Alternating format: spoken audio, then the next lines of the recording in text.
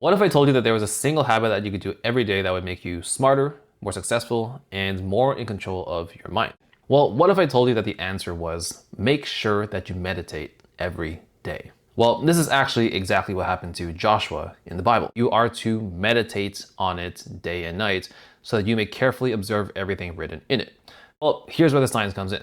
So basically, neuroplasticity is a really important concept in neuroscience that tells us that our brain is not just this static machine that just adds layers on top of each other over time and nothing ever changes inside of it. Rather, it's constantly rewiring itself by breaking down old neural pathways, which are based on old behaviors and thought patterns, and then building new neural pathways based on our current or new behaviors and thought patterns. Or from a scientific perspective, right? God wanted Joshua to build new neural pathways in his brain by constantly deeply thinking about the same thoughts, even speaking them out loud over and over until they became a natural part of his thought process. When your brain enters a heightened state of change, right, which is triggered by things like novelty, strong emotions, or some sort of emergency or some important events, then it enters a state of, or it enters what's called a neuroplasticity window, which is where neuroplasticity happens much faster. Or another way to put it is, right, if you are trying to, if there's no novelty, if there's no emotion, or there's no urgency when you're trying to rewire your brain isn't going to register that activity as something important, and it's just going to take its sweet time in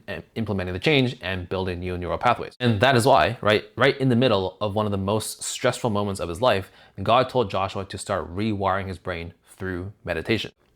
This book of the law shall not depart from your mouth, but you shall meditate in it day and night, that you may observe to do according to all that is written in it.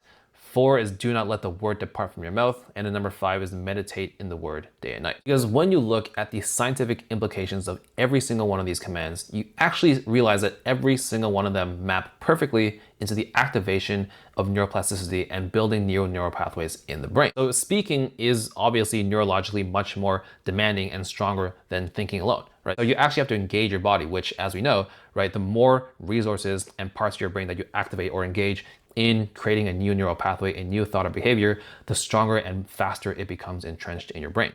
So imagine the results you could get if you actually followed all 5 of these commands at the same time. How do we actually implement all of this as a habit? So once you find that, Joshua moment, you have to then equip yourself with truth and wisdom, or essentially principles that you know that if you follow this way, if you follow these principles, if you live and think and act by these principles, you will succeed in whatever endeavor you are currently on.